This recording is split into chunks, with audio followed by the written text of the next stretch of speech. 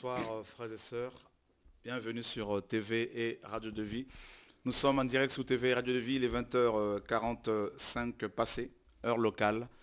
Et vous êtes nombreux ce soir à être connectés sur nos médias. Que Dieu soit béni pour votre fidélité, que Dieu soit béni pour vos encouragements. Nous sommes vraiment très très heureux de vous savoir aussi nombreux. Et que toute la gloire soit rendue au Père. Au nom de Yeshua, Papa, nous te prions, nous te bénissons pour l'œuvre de la croix. Merci pour nos amis qui sont tout le temps connectés Seigneur, à ta parole, qui sont, Seigneur, assoiffés, qui ont soif de ta présence. Seigneur, merci pour nos frères et sœurs qui sont, Seigneur, toujours, Seigneur, attachés à ta parole, à la sainte doctrine. Et nous te prions, Père très saint, de les encourager, d'ouvrir leurs yeux comme tu ouvres nos yeux de plus en plus, Seigneur, pour saisir ta pensée, ta parole, Seigneur, pour la comprendre, Seigneur. Au nom de Yeshua, nous te prions, Dieu de gloire, Dieu d'Israël, Dieu des armées. Amen.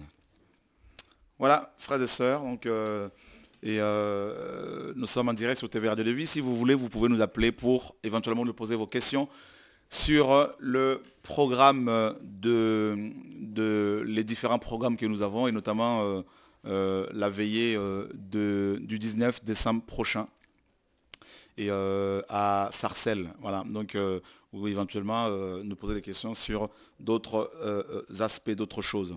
Voilà, que Dieu soit béni. Sinon, nous sommes en compagnie de deux frères. Bonsoir. Bonsoir. Tout va bien, Rigen et Arnold? Ça va? Oui, ça va. Gloire à Dieu. Alléluia. Que le Seigneur soit béni. Dieu travaille alors. Et tout va bien sinon dans votre marche avec le Seigneur depuis? Vous vous accrochez C'est vrai que c'est un peu difficile en ces temps-ci, mais on s'accroche toujours au Seigneur. D'accord. Qu'est-ce qui est difficile?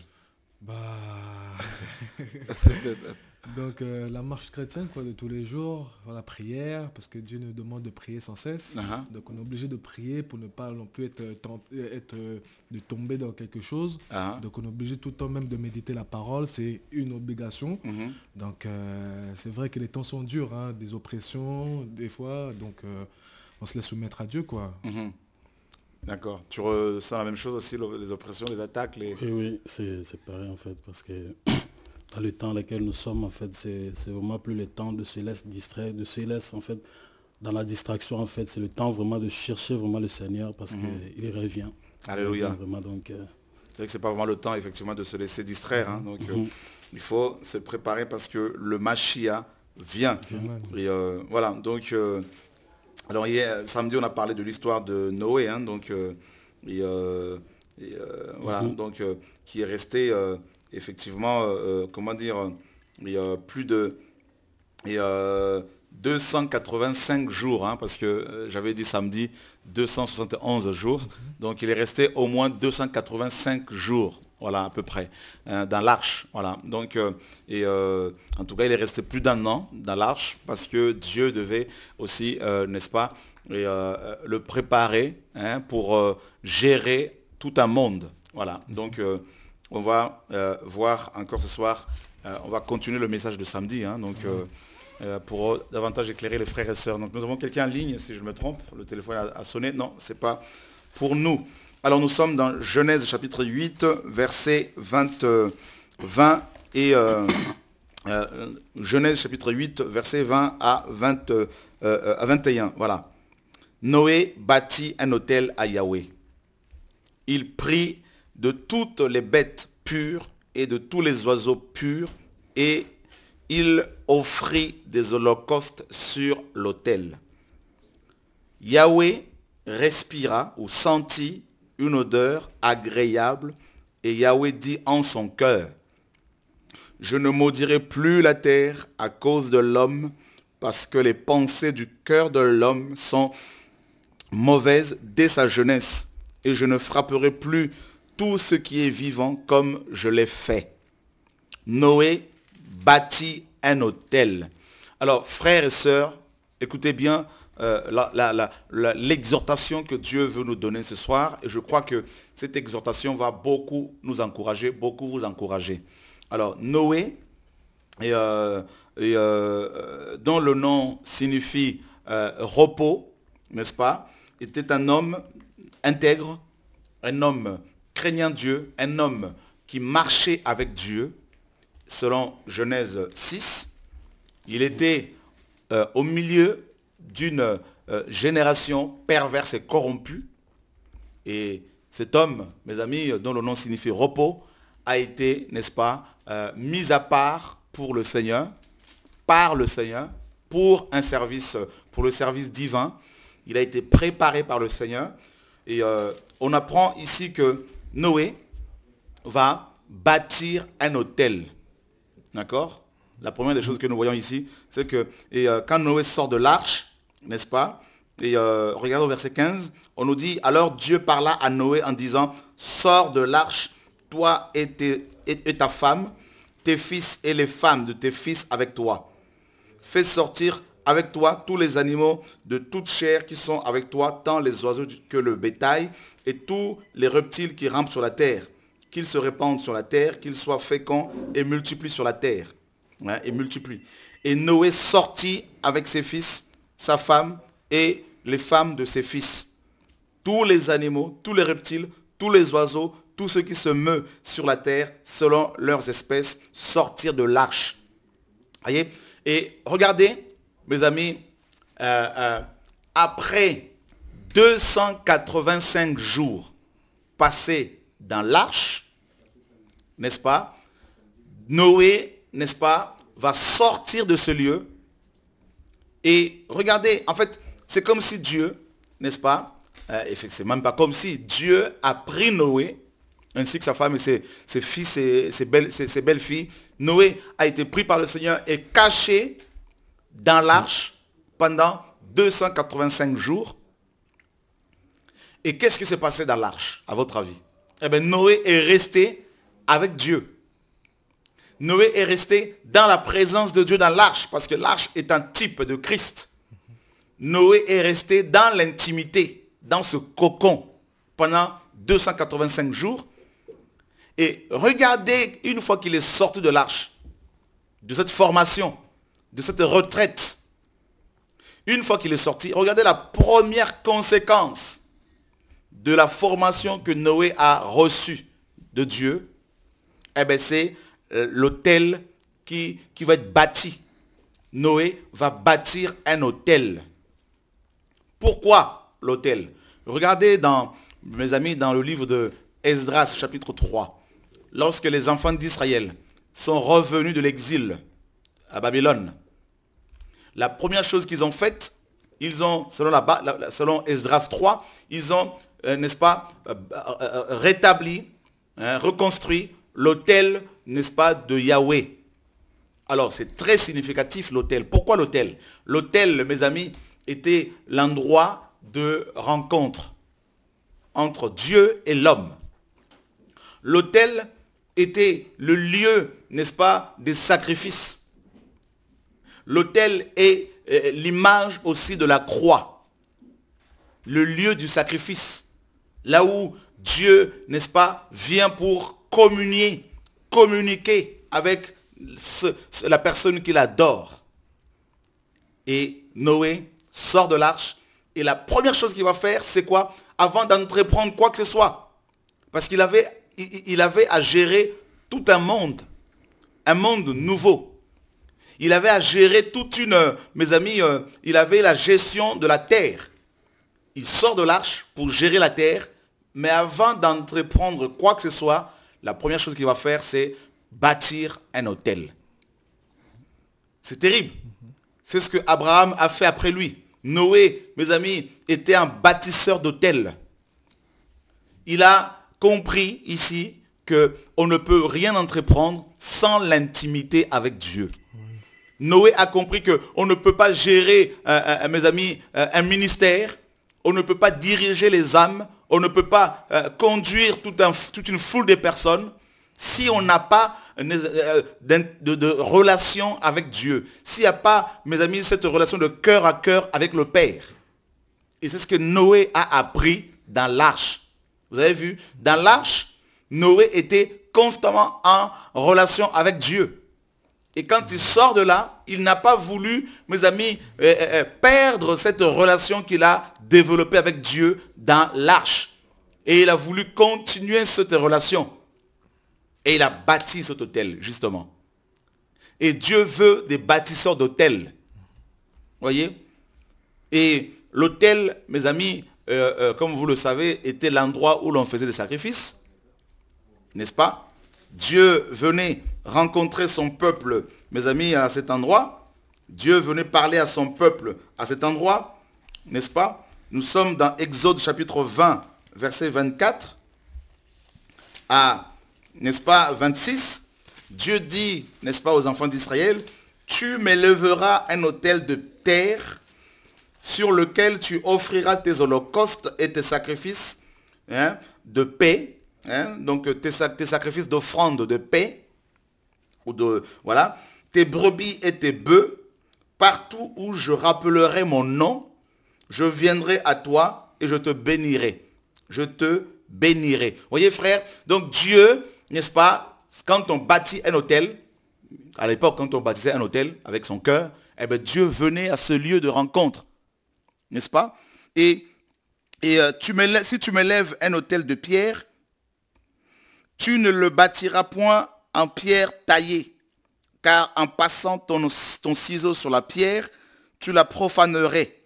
Tu ne monteras point à mon autel par de degrés, afin que ta nullité ne soit pas découverte. Dieu ne voulait pas que l'autel soit, mes amis, bâti avec des pierres que l'homme avait taillées. Il fallait le bâtir avec des pierres, n'est-ce pas, brutes, des pierres que la nature avait façonné, que Dieu lui-même avait façonné dans la nature, pour ne pas que l'homme puisse se glorifier de quoi que ce soit.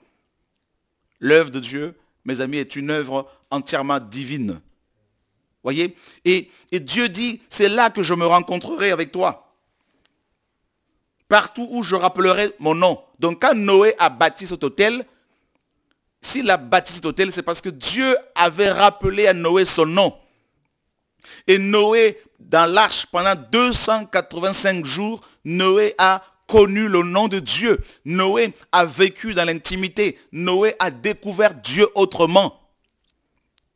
Et quand il sort de là, de la formation avec Dieu, de l'intimité, eh bien, au lieu de perdre cette intimité, il a continué dedans. Or, l'autel, c'est la croix, c'était l'image, n'est-ce pas, de la croix sur laquelle il y a eu lieu le plus grand, n'est-ce pas, sacrifice. Sur la croix, n'est-ce pas, le plus grand de tous les sacrifices a eu lieu. C'est celui de Yeshua, notre maître. Et qu'est-ce que Yeshua a dit?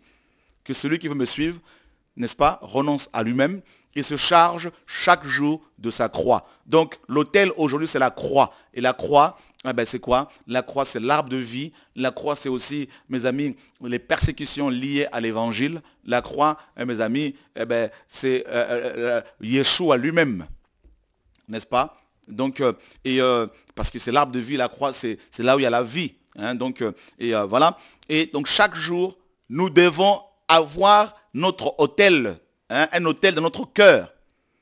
Nous devons chaque jour bâtir un autel, donc notamment la prière. C'est pour cela que Paul disait, mes amis, Paul dit dans 1 Thessaloniciens, il dit priez sans cesse, n'est-ce pas? Priez sans cesse. C'est-à-dire chaque jour, soyez des bâtisseurs d'autels, pas les autels selon les hommes, pas les autels physiques, mais c'est l'intimité, c'est la prière, c'est la relation avec Dieu. Et quand le Seigneur disait justement dans Matthieu 6, il disait, si vous voulez prier, n'est-ce pas, il faut entrer dans vos chambres et fermer la porte derrière vous et prier votre Père qui est là dans le lieu secret, qui voit tout, n'est-ce pas? Et voilà, donc Noé a voulu maintenir cette relation avec Dieu.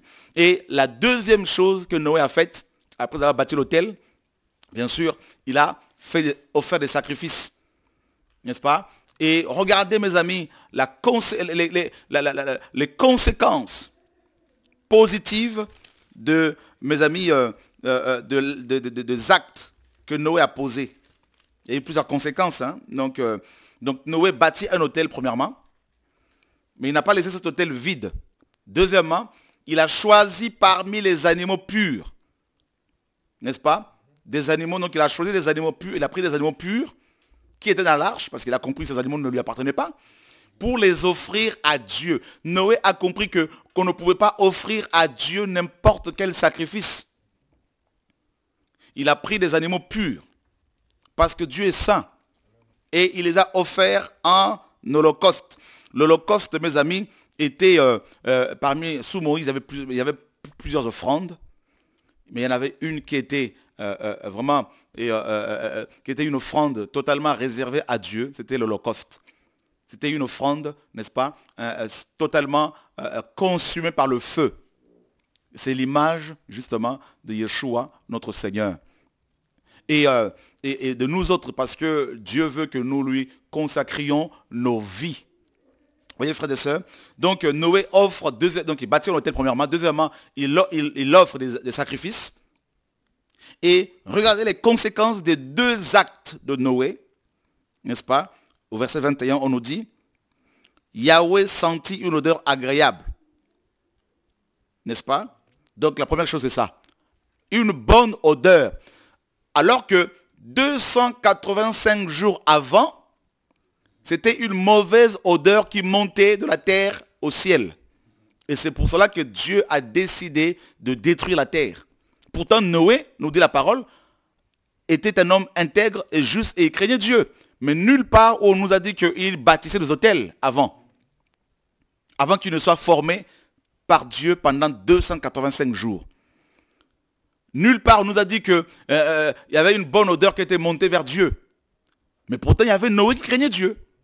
Mais il n'avait pas encore appris comment sacrifier, certainement. Il n'avait pas encore appris comment faire monter une bonne odeur vers Dieu pour apaiser sa colère. Mais après avoir subi, alors qu'il était intègre et juste, hein, on peut se dire, mais oui, mais moi je ne vole pas, je ne fais rien. Mais oui, ce n'est pas pour autant que Dieu ne va pas te former encore. La formation avec Dieu est continue, continuelle. Dieu nous forme jusqu'à la fin de notre vie. Noé, malgré le fait qu'il était juste et intègre, avait besoin d'apprendre comment adorer Dieu, comment faire monter de bonnes, n'est-ce pas, odeurs vers Dieu. Et à l'issue de cette formation de 285 jours, Noé a appris comment bâtir un autel. Noé a appris comment faire monter une bonne odeur vers Dieu. Voilà la première conséquence de cette formation. Hein, donc, il bâtit un autel, c'est la première conséquence. La deuxième conséquence, c'est des sacrifices qui sont offerts à Dieu, des animaux. Et regardez maintenant, mes amis, ce qui va se passer. Eh bien, Dieu sent, la terre commence à sentir bon. D'accord? Grâce à la formation que Dieu a donnée à Noé. Deuxièmement, on nous dit, Dieu dit en son cœur. Donc, n'est-ce pas? Je ne maudirai plus la terre. Donc Dieu prend la décision de ne plus maudire la terre à cause de l'homme. Pourquoi? Parce que Noé a subi une bonne formation, a reçu une bonne formation et il a su l'utiliser pour, n'est-ce pas, apaiser la colère de Dieu. Et ça, c'est glorieux, mes frères et sœurs. Et Dieu prend la décision de ne plus, il décide de ne plus détruire la terre à cause de l'homme. Nous dit la parole. Parce que les pensées du cœur de l'homme sont mauvaises dès sa jeunesse. Et je ne frapperai plus tout ce qui est vivant comme je l'ai fait. N'est-ce pas? Dieu sent que la terre commence à dégager une bonne odeur. Deuxièmement, il décide de ne plus maudire la terre, de ne plus la frapper. Et troisièmement, tant que la terre subsistera, les semailles et la moisson, le froid et la chaleur, l'été et l'hiver, le jour et la nuit ne cesseront point. Voilà les trois décisions que Dieu va prendre. N'est-ce pas? Les deux grandes décisions, pardon. Premièrement, il dit, je ne détruirai plus la terre. Deuxièmement, il dit, eh ben, je vais maintenir le cycle de temps, des années, des mois, des semaines, des jours, tels que je les ai créés. Je vais maintenir ce cycle-là. Voilà. Donc, il maintient, en fait, quand Dieu dit que tant que la terre subsistera, les semailles et la moisson, le froid. Donc, Dieu dit que la terre va de nouveau regorger de nourriture, tout ça. Et Dieu dit, frères et sœurs, que il va, en fait, en gros, quand il parle de la moisson, et non, pardon, du temps, parce qu'il parle de la moisson et du temps aussi. Quand il parle du temps, donc le froid, l'hiver, il parle du temps. Et en fait, Dieu dit qu'il va maintenir l'axe de la terre, n'est-ce pas, sur sa position. Et ça, c'est terrible. Et pour qu'il y ait le froid et l'hiver, pour qu'il y ait les différentes saisons sur terre, eh ben, il faut que, n'est-ce pas, la lune soit à cet endroit, là où elle est, soit maintenue à une distance exacte, hein, donc bien millimétrée, pour pouvoir maintenir l'axe de la Terre. En fait, c'est la Lune, selon les scientifiques, qui maintient l'axe de la Terre sur sa position, de sorte qu'il y ait justement les saisons telles que nous les connaissons. Eh bien Dieu, vous voyez frère, à cause de la formation qu'il a donnée à Noé, vous vous rendez compte, à cause de l'adoration de Noé, parce qu'il a été bien formé par Dieu, Dieu décide, mes amis, de maintenir l'axe de la Terre sur sa position pour qu'il y ait les 4 saisons sur la Terre, pour qu'il y ait la moisson. Un homme, par son adoration, a su apaiser le cœur de Dieu afin que les lois de la nature soient maintenues. Ces lois sont la gravité, notamment, donc la pesanteur, tout ça, la gravité, et il y en a plusieurs. Vous vous rendez compte, frère, une seule adoration, un jour d'adoration a suffi, n'est-ce pas, pour que Dieu, n'est-ce pas, donne des ordres à la nature, donne des ordres à la lune pour maintenir l'axe de la terre, donne des ordres à l'hiver, à l'été, au printemps, à l'automne, pour que ces saisons, n'est-ce pas, reviennent, reviennent, et voilà, comme il a prévu cela, comme il avait prévu cela. Frère, Dieu est grand. Ne méprisez pas la formation qu'il vous donne. Ne méprisez pas, vous qui le cherchez, n'est-ce pas, ne vous découragez pas si Dieu vous met dans un désert et qu'il se met à vous façonner, quel que soit le temps que cela peut prendre. Pour Noé, ça a pris 285 jours. Pour vous, peut-être que ça prend 6 mois, 2 ans, 3 ans, 4 ans. Si vous craignez Dieu, sachez qu'un temps viendra où vous sortirez de l'arche. C'est-à-dire l'arche, c'est l'école de formation, n'est-ce pas? Un temps viendra où quand Dieu va estimer que votre temps de formation est fini, pour être qualifié, diplômé, spirituellement parlant, eh bien, il vous sortira de là avec un diplôme et il vous donnera maintenant le travail qui correspond à la formation qu'il vous a prodiguée. Voilà. C'est comme ça que Dieu prodigue la formation avec ses enfants, à ses enfants. C'est comme ça qu'il nous façonne. Ne pensez pas parce que vous êtes un grand homme de Dieu, une grande femme de Dieu, qu'il ne va pas vous mettre dans une école, une nouvelle école pour vous façonner. Il est le Dieu des dimensions. De dimension en dimension. De gloire en gloire. N'est-ce pas? De victoire en victoire, frères et sœurs. Jérémie disait, pourquoi ma souffrance est-elle continuelle? Dieu est-il pour moi une source trompeuse? Eh bien, je sais que tu peux pleurer actuellement. Je sais que tu peux te poser des questions. Les autres avancent et moi j'ai l'impression de ne pas avancer. Et regarde, tout le monde se moque de moi. Et je ne comprends rien, Seigneur. Ma vie, c'est comme si je suis venu au monde pour tourner en rond. Pourtant, je te crains. Pourtant, je te prie. Je médite ta parole. Seigneur, pourquoi autant de critiques, autant de problèmes, de combats? Je veux parler à quelqu'un ce soir de la part du Seigneur. Tu es comme Noé, dont le nom signifie repos. Noé, dont le nom signifie repos, il n'était pas dans le vrai repos. Il lui fallait un autre repos. Amen. Alléluia. Et 285 jours après, frères et sœurs, Noé sort de l'arche, bâtit l'autel sur lequel il va faire des sacrifices. Il offre des sacrifices. Et on nous dit qu'une odeur agréable monte au ciel. Et mes amis, le mot, l'adjectif agréable, hein, l'adjectif agréable signifie aussi, mes amis, se reposer.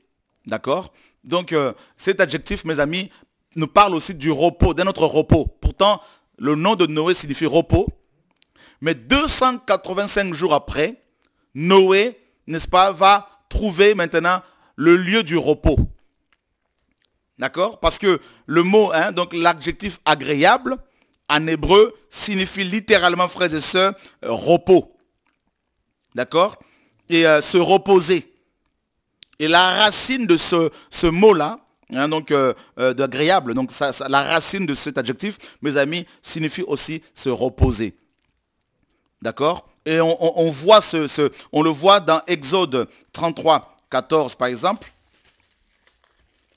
Exode 33, 14. Il est dit, Yahweh répondit, je marcherai moi-même avec toi et je te donnerai du repos. Je marcherai moi-même avec toi et je te donnerai du repos. Le mot repos ici, n'est-ce pas? Ce terme hébreu, donc qui a été traduit dans Exode ici par repos, est la racine de l'adjectif agréable dans Genèse 8 là-bas. Donc, Noé, dont le nom signifie repos, avait besoin du lieu du repos. Parce qu'il était dans un monde où il n'y avait pas de repos. Il y avait le péché. Il y avait la compromission. La terre était corrompue. Tout le monde avait corrompu ses voies. Noé avait le repos dans son cœur, mais il lui manquait le lieu du repos. D'accord? Il lui manquait le lieu du repos.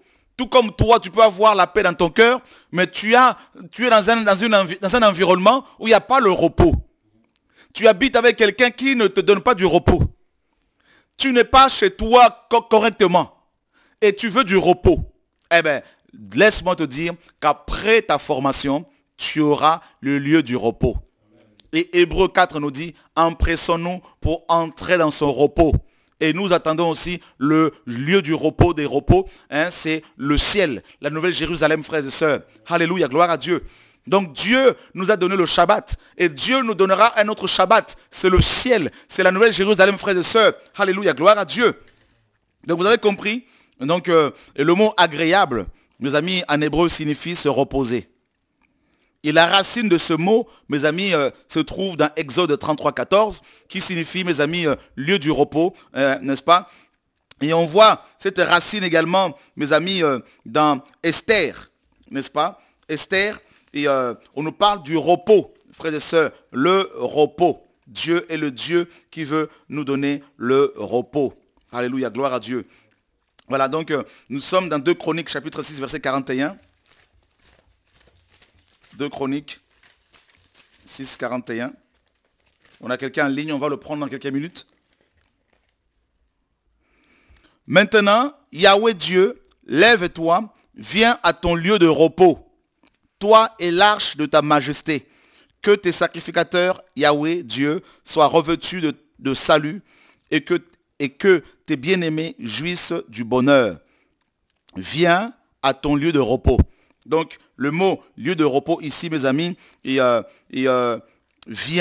mes amis, en fait, le nom de Noé, donc Noah, vient d'une racine qui signifie aussi lieu du repos. Donc, on voit aussi que Noah, ou Noé, avait, bien que son nom signifie repos, il avait besoin d'un lieu de repos. Et c'est pour cela que, mes amis, Dieu va le prendre, il va le mettre dans l'arche, et pendant 285 jours, il va, n'est-ce pas, détruire la terre pendant plusieurs jours, mais à l'intérieur de l'arche, Dieu va façonner Noé. Et Noé dans l'arche cherchait un lieu de repos. D'accord? Parce que la terre était corrompue, et Noé allait vers une destination, étant dans l'arche. Donc toi qui as l'impression d'être en prison, toi qui as l'impression de ne pas avancer, toi qui pleures, toi qui souffres, alors que tu crains Dieu, je veux ce soir te parler de la part du Père Céleste. Qu'il te conduit vers ton lieu de repos. Alléluia. Donc, laisse les gens se moquer de toi, c'est pas grave. Laisse les gens te critiquer, c'est pas grave. Ce ne sont pas eux qui t'ont appelé, ce ne sont pas eux qui t'ont créé. Toi, demeure ferme dans, n'est-ce pas, la parole de Dieu, dans la présence de Dieu, dans son amour, dans sa vérité. Et reste attaché à la vérité et ne laisse personne te distraire, te sortir, n'est-ce pas, de ton lieu de formation, de là où Dieu te forme, n'est-ce pas, et continue à avancer avec Dieu en méditant sa parole chaque jour, en priant Dieu chaque jour. Et quand il aura estimé que maintenant, eh ben, ton temps de formation est fini par rapport à la mission qu'il veut te confier, eh ben, il te sortira de là, comme il a dit à Noé, sors de l'arche. C'est lui qui t'a dit d'entrer dans l'arche et qui a fermé la porte derrière toi. Et c'est lui qui te dira de sortir. Donc, moi, Shora, je ne peux pas te sortir de l'arche. je ne peux que prier pour que Dieu t'aide. Et même si je ne prie pas, Dieu va t'aider. Dieu t'a déjà aidé. Amen. Alléluia. Amen. Donc, c'est lui qui a dit à Noé d'entrer dans l'arche. Vous avez vu? Regarde. Hein? Regarde. Genèse 7, 1. Est-ce qu'on peut le lire? L'Éternel dit à Noé, entre dans l'arche, toi et toute ta maison, car je t'ai vu juste devant moi parmi cette génération. Ok. C'est Dieu qui a dit d'entrer dans l'arche. Dans l'arche. N'est-ce pas? Amen. Et Dieu dit, eh bien, entre dans l'arche. Et le verset, mes amis, 7. Et Noé entra dans l'arche avec ses fils, sa femme et les femmes de ses fils, pour échapper aux eaux du déluge. Il entra dans l'arche. Dieu a donné l'ordre. Quand Dieu dit entre dans le désert de formation, il faut rentrer. Amen. Amen. Hein? Amen. Amen. S'il te dit, il dit aux apôtres, montez dans la barque. Vous avez vu, non? Ça, c'est ton lieu de formation. C'est la barque. Amen. Ah oui, c'est la vie chrétienne. Amen. Tu es rentré dans la barque. Amen. Il y a le vent qui est contraire. Il y a les attaques, il y a les critiques. Les gens racontent des histoires sur toi, des mensonges. T'arrêtes pas sur eux. Ce sont des jaloux. Toi, ferme tes oreilles. Continue à avancer. Amen. Avec Dieu. N'est-ce pas? Amen. Il a dit aux apôtres, montez dans la barque. Il faut monter. La barque est ton école. Alléluia. Alléluia. Alléluia. C'est ton école, mon ami. Même si aucune femme ne veut de toi aujourd'hui, mon frère, t'inquiète pas. Il y en a une qui est préparée déjà. Hein? Tu vas la rencontrer une fois que tu sortiras de la barque. Amen. Alléluia, gloire à Dieu. Hein? Donc, et Noé entre dans l'arche et Dieu lui-même va fermer, n'est-ce pas? Lui-même va fermer l'arche. Et on continue la lecture. Verset 8. D'entre les animaux purs et les animaux qui ne sont pas purs, les oiseaux et tout ce qui se meut sur la terre. Il rentra dans l'arche auprès de Noé et deux à deux, un mâle et une femelle, c'est comme Dieu l'avait ordonné à Noé. 7 jours après, les eaux du déluge furent sur la terre. L'an 600 de la vie de Noé, le second mois, le 17e jour du mois, en ce jour-là, toutes les sources du grand abîme jaillirent. Ok, l'an 600 de la vie de Noé. Donc il avait 600 ans. Donc le chiffre 6, c'est le chiffre de l'homme. L'homme a été formé le 6e jour. Amen. Donc vous voyez que Dieu demande à Noé, à l'âge de 600 ans, donc le 6e jour de Noé, c'est là que Dieu a formé Noé.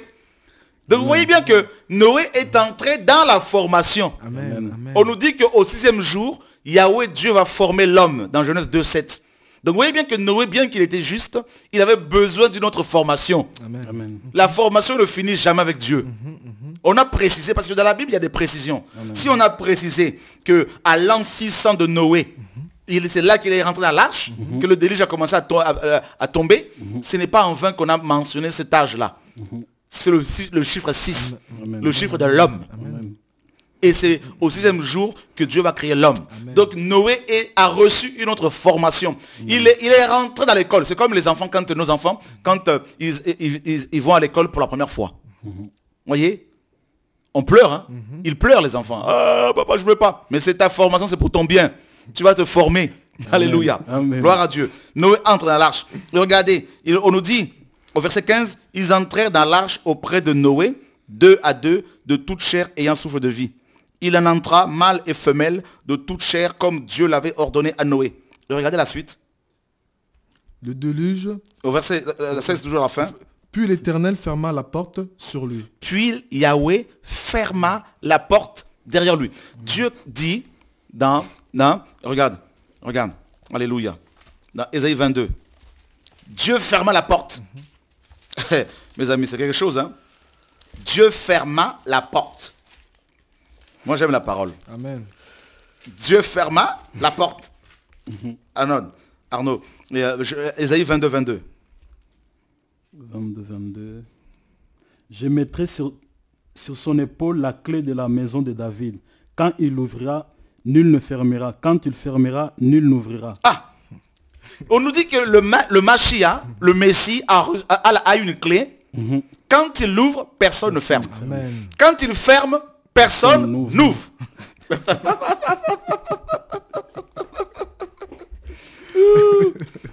Donc ça veut dire, Arnaud, si Dieu t'a mis dans l'arche et qu'il a fermé la porte à clé, même moi, ton oncle, je ne peux rien pour toi. Même moi, ton oncle, je ne peux rien. Oh, papa, quoi tout, oncle, viens m'aider. Je ne peux même pas t'aider. Même si je le voulais, je ne peux pas. Je peux faire des démarches à gauche, mais ça ne va pas marcher. Parce que Dieu lui-même a fermé. Amen. Hein? Amen. Je suis à l'extérieur de ton arche. Je frappe comme ça, là, tu dis, mais j'entends ta voix de l'intérieur. Mais c'est Dieu qui a la clé. C'est pour ça, n'essayez pas d'aider charnellement quelqu'un que Dieu a enfermé pour le former. Amen. Amen. Quand il ferme, personne n'ouvre. Quand il ouvre, personne ne ferme. Nous sommes dans Apocalypse 3:8. Alléluia.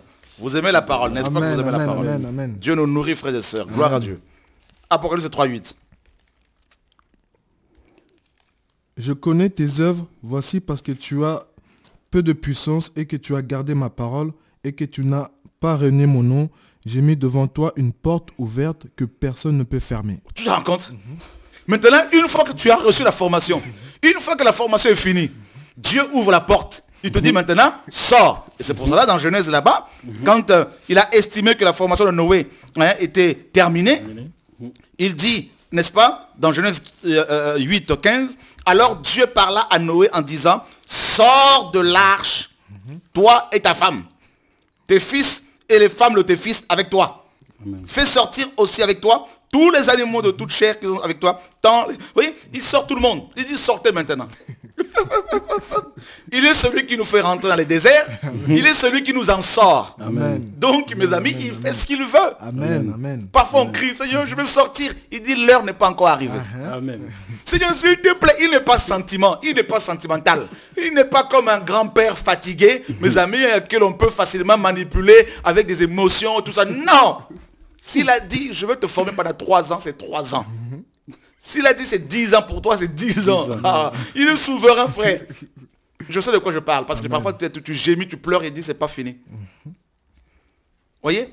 Donc, Noé sort, et une fois qu'il a reçu bien... Vous ne pensez pas que Noé était pressé de sortir? Hein? Regardez bien quand, dans le chapitre 8, là, à partir du verset 1er, il a lâché un corbeau. Le corbeau est revenu. Il a lâché une colombe. La colombe est revenue parce qu'il n'y avait pas un endroit pour poser les pattes. Voyez? Il était pressé. Dieu dit, ce n'est pas encore le moment. Il faut attendre. Tu envoies le corbeau. Le corbeau, c'est quoi? C'est un païen. Le corbeau, il dit, ah, moi, je reviens, il n'y a rien. La colombe, l'image de l'esprit, ça revient. Tout ça. La terre n'est pas encore prête pour recevoir, hein, pour être dirigée. Frères, sœurs. Même les animaux, mes amis, Noé était pressé, mais les animaux n'étaient pas pressés. Amen. Voyez? Mais quand maintenant Dieu a estimé que c'était fini, il a demandé à tout le monde de sortir. Amen. Et tout le monde est sorti. Amen. Voyez? Donc c'est ça le Seigneur, mes amis. Il décide du nombre d'années dont nous avons besoin pour être formés. Il décide, mes amis, avec qui vous allez vous marier, avec qui vous allez avancer, avec qui vous allez travailler dans votre ministère, comment vous allez travailler dans le ministère. C'est lui qui décide, frères et sœurs.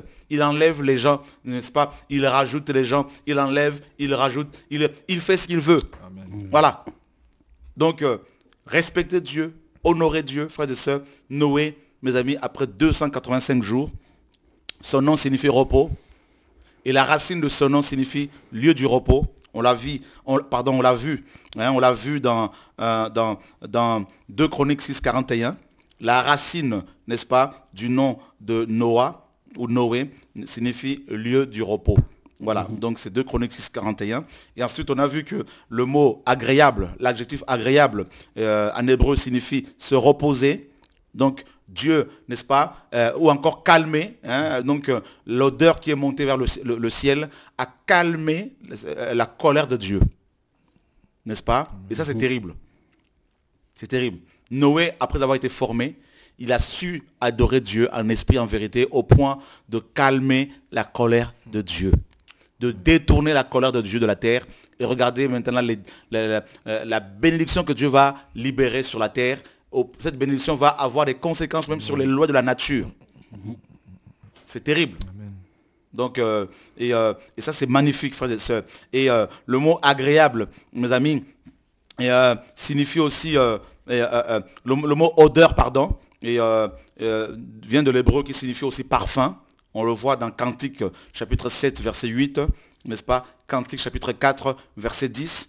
Cantique chapitre 1, verset 12 et Cantique chapitre 2, verset 13. Et dans ce livre de Cantique, il est question aussi du parfum. Donc voilà, parfum de bonne odeur. Donc vous voyez bien que Noé maintenant a fait monter au ciel un bon parfum qui a su calmer la colère de Dieu. Et bien Dieu va libérer la bénédiction. Il nous faut, mes amis, être formés par Dieu. Et une fois qu'on est bien formé, on peut faire monter des prières, n'est-ce pas, qui sentent bon, hein, n'est-ce pas, devant Dieu. Comme 2 Corinthiens 4, 2 Corinthiens chapitre 2 le dit. Nous sommes une bonne odeur, donc le parfum de Christ. Et voilà. Et quand on sent bon, eh ben, on peut détourner la colère de Dieu de nos pays, de nos villes, n'est-ce pas? Et grâce soit rendue à Dieu qui nous fait toujours triompher en Christ et qui répand par nous en tout lieu l'odeur de sa connaissance. Nous sommes en effet pour Dieu le parfum de Christ parmi ceux qui sont sauvés et parmi ceux qui périssent. Aux uns une odeur de mort, donnant la mort, aux autres une odeur de vie, donnant la vie. Et qui est suffisant pour ces choses? Voilà, frères et sœurs. Donc nous sommes le parfum de Christ pour Dieu. Voilà. Mais on ne peut pas être un parfum de Christ pour Dieu si on n'est pas passé par un temps de formation, de brisement. Parce que pour que le parfum, mes amis, soit diffusé, il faut qu'il y ait le feu.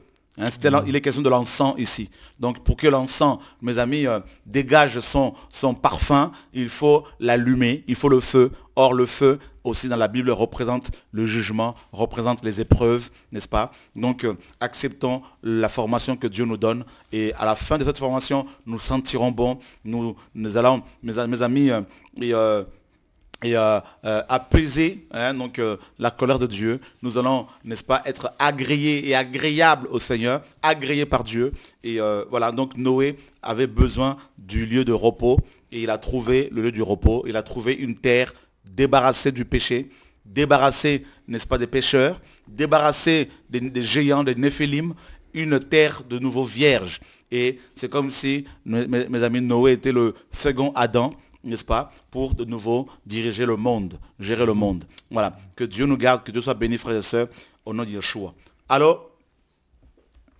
Allô, bonsoir. Allô, bonsoir. Oui. J'ai une question, frère, par rapport à comme on lisait la Bible souvent, 40 jours et 40 nuits de Noé. Et là, je suis un tout petit peu perturbé par rapport à 367 jours. 385 jours. Allô? Ouais, 385 jours, à peu près. 385 jours, voilà, excusez-moi. Est-ce que vous pouvez nous expliquer ça, nous éclaircir ça, s'il vous plaît?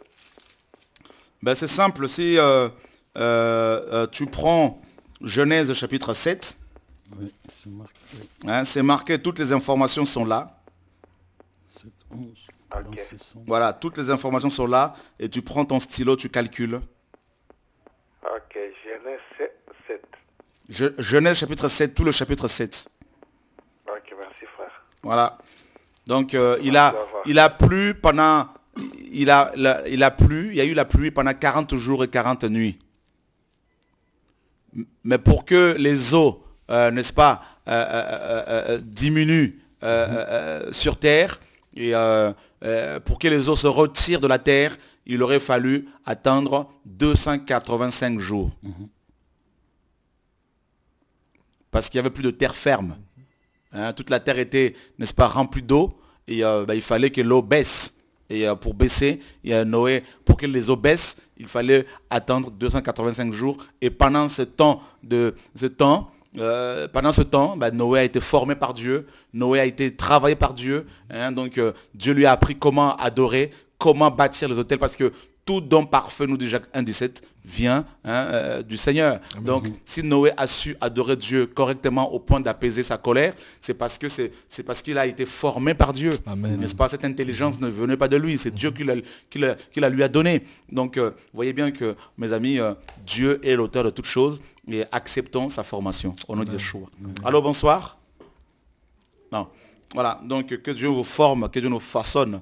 Et voilà, donc vous avez bien compris. Donc Noé sort de l'arche. Une fois qu'il a reçu la formation, il bâtit un autel.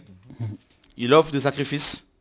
On apprend que le mot odeur, n'est-ce pas, vient de Reyak en hébreu, qui signifie aussi parfum, dans Cantique chapitre 1, verset 12, Cantique 2, 13, Cantique 7, 8 et Cantique 4, 10. Voilà, donc, et on a vu que le mot agréable, hein, mes amis, vient d'un terme grec, hein, richouak, qui signifie, mes amis, calmant, tranquillité, n'est-ce pas? Et la racine du mot agréable, c'est nouak, qui signifie se reposer. Et on le voit dans Exode 33, 14. Et on a vu que le nom de Noé signifie repos et tranquillité. Et ce nom-là, mes amis, vient aussi vient d'une racine, donc Nouak aussi, qui signifie lieu du repos. Et on le voit dans 2 Chroniques 6, 41. Donc Noé était un homme de repos. Il avait la tranquillité dans son cœur. Il habitait dans un monde où il n'y avait pas de repos. Il lui fallait un lieu de repos. C'est pour cela que Dieu l'a mis dans l'arche et l'a formé pendant 280 jours. À l'extérieur, il préparait donc les choses pour Noé. Et à l'intérieur, il travaillait son cœur, il enseignait. Il lui a appris comment gérer le monde, comment amener la nouvelle race, hein, n'est-ce pas, à Dieu. Comment inculquer à ses enfants la vie de prière, d'adoration au nom de Yeshua. Voilà, que Dieu soit béni. Allô, bonsoir. Oui, bonsoir. Oui. Allô, bonsoir. Bonsoir. Oui, je voulais poser j'ai 2 questions à poser par rapport à l'enseignement. Je voulais demander déjà, pour commencer, vous avez dit qu'à cause de Noé, Dieu avait promis de ne plus s'irriter contre la terre, de ne plus détruire la terre. Par les eaux, oui. D'où vient que dans l'Apocalypse, il y a le projet encore de la destruction de la terre. En fait, ça, la terre sera détruite à la fin du jugement dernier. Mais par contre, Dieu a promis à Noé de ne plus détruire la terre, en gros, avant son retour. Donc, avant son retour, c'est-à-dire le Seigneur va revenir pour juger la terre, mais avant son jugement, donc dans le jugement dernier, la terre ne sera plus jamais détruite comme à l'époque de Noé. Vous devez suivre plutôt voilà, votre téléphone. Merci. Clair, là. Et encore une autre question. Est-ce que vous pouvez ne pas écouter votre ordinateur? Non, je suis loin. Merci. Allez-y. Oui. La deuxième question, c'est de savoir pourquoi dans l'arche, il y a eu des animaux impurs qui sont rentrés. Oui, les animaux impurs, selon Actes chapitre 10, préfiguraient tous les païens, toutes les nations païennes et les gentils. Donc les nations, ce qu'on appelle les gentils, les peuples qui ne connaissaient pas le véritable Dieu. Donc les nations païennes, voilà. Et ces animaux impurs nous préfiguraient nous. C'est-à-dire, Dieu par là a montré que un jour, un temps allait venir où les animaux purs, c'est-à-dire les juifs, et qui bien sûr croyaient en Dieu, Yahweh, et les animaux impurs, les nations, allaient devenir un seul peuple. Donc c'était l'église en fait. D'accord. Voilà. C'est pour cela dans Galates 3, 28, il est dit que ni juif, ni grec, ni homme, ni femme, tous sont un en Christ. Amen. D'accord. Voilà. Ok, merci beaucoup, que Dieu vous bénisse. Et je peux poser une question en dehors de cet enseignement, s'il vous plaît, parce que c'est quelque chose qui me tracasse quand même. Oui. Au fait, je voulais savoir parce que, comme ici, il y a des magasins, en France, il y a des magasins qui sont dirigés directement aussi par les Arabes, ou parfois on va s'approvisionner là-bas. Eh ben, le halal, c'est une façon de faire c'est des animaux, des viandes sacrifiées aux idoles. Est-ce que nous, en tant que chrétiens, on peut aller s'approvisionner dans des magasins arabes, par exemple, aller acheter de la viande ou... De toute façon, nous sommes dans un monde où pratiquement tout ce que nous consommons est sous, sacrifié à des idoles. Tout est sanctifié par la parole de Dieu, par la prière. D'accord. Voilà, 1 Timothée chapitre 4 le dit, au verset 5. Et manger de tout ce qui se vend au marché. Paul nous dit que ce n'est pas, dans 1 Corinthiens 8, il nous dit que l'idole n'est rien dans le monde. Voilà. Maintenant, pour les faibles, pour ceux qui sont faibles, par les chrétiens qui sont faibles, ben, Paul dit, il vaut mieux ne pas le faire devant eux pour ne pas qu'ils soient choqués, mais sinon, moi, je mange de tout. Voilà. Je prie, je sanctifie tout. Que Dieu soit béni, mes frères et sœurs. Bon courage. Voilà, c'était juste une exhortation hein, donc, pour vous encourager. Et sachez que la Bible de Yeshua arrive pratiquement de Jésus-Christ, on arrive à la fin de ce travail. Merci pour vos prières, frères et sœurs, et les choses avancent. Hier soir, nous avons envoyé toutes les cartes qui ont été, faites hein, donc, par un de frères qui est avec nous. Et il a fait des cartes, il a fait beaucoup de choses que vous allez découvrir dans cette Bible. Et la statue de Nabucodonosor, la bête d'Apocalypse 13, un autre frère qui a fait ça. Et des tableaux hein, pour vous expliquer les choses, l'habit du souverain sacrificateur et l'armure du combattant d'Éphésiens 6. Il y a beaucoup de surprises que vous aurez, mes amis. Donc, toutes ces choses, vous avez les cartes de voyage de Paul, tout ça, d'Israël dans le désert, d'Abraham, tout ça. Voilà, toutes ces cartes-là ont été envoyées chez l'imprimeur hier, n'est-ce pas? Donc, maintenant, d'ici la fin du mois, là, on va envoyer le document fini donc, de la Bible de Yeshua. Mais grâce à vos prières, grâce à vos suggestions, vos conseils, les choses avancent, frères et sœurs, au nom de Yeshua. Que Dieu vous garde. Je vous donne rendez-vous demain soir, 20h30, heure locale, heure de Paris, pour votre émission La Dernière Trompette. Que Dieu vous bénisse. Amen. Amen.